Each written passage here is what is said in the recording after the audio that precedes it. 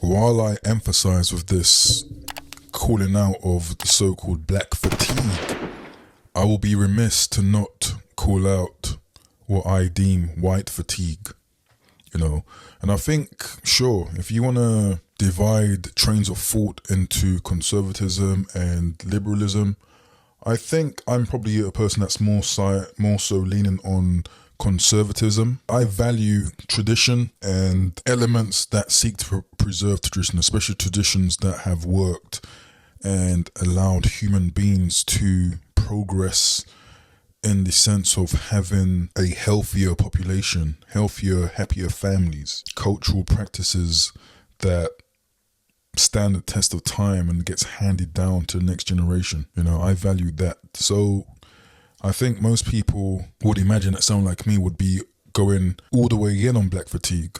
And don't get me wrong, I definitely recognize black fatigue. I am fed up and embarrassed, to be honest, that the worst of our community get the spotlight. I am tired of seeing all these single parent homes. I'm tired of having more children who are brought up in unhappy homes, who probably become depressed in life and probably become criminals. I'm tired of this. I'm tired of living in a generation where it feels like we have nothing. It feels like we have rotted away in terms of our morality, materialism. I drive a Volvo. It's a nice new Volvo. It kind of looks like a Jeep almost. But I acknowledge people, when we pull up at the junction or whatever, many black people prefer to drive BMWs, Mercedes-Benz. And as I kind of glance at them, they always have this attitude of trying to one-up me. Like, oh, I'm, I'm obviously better because I got a BMW. Or I'm obviously better because I got some C-Class or whatever. I'm not even into cars. I'm really not really a materialistic person. Even riding motorbikes. Like, I ride motorbikes for the convenience, not so much for being a fanatic about bikes. But I always acknowledge this materialistic element within black people and black culture. I've always criticized black families, black African families especially, for being generally poor, working low paying jobs, 9-to-5ers. But when it comes to the parties, they are willing to put all their money and stock into fabrics. So people will procure fabrics from places like Italy or Dubai, and they'll get all this proper gold, like real solid gold chains and attire to adorn themselves. So think about it. During the week, they are poor, complaining about bills, always in debt, relying on, pay later schemes. Children look a mess.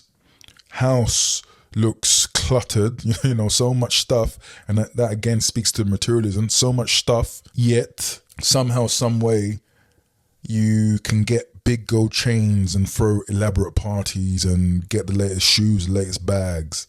Like, this is a very rotten culture. This is why I'm very vocal about it. It's because I grew up in this environment.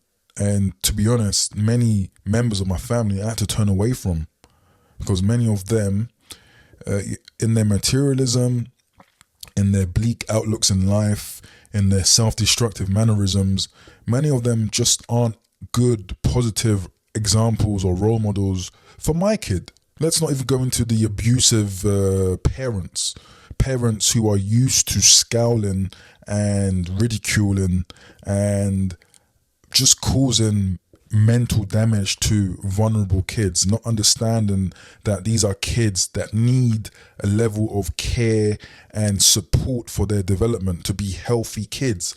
This is why many black people in this environment are very timid, very unsure of themselves, and lack confidence because of how they were raised in these very high pressurized, abusive environments. So yes, I understand black fatigue. I want a revolution when it comes to the cultures of black people. I think it's time for a change. But the thing is that many black people are pussy whipped by shame. Again, if over half of your black men are raised by single mothers, how can we expect these males to be men? Who is teaching these males to be men?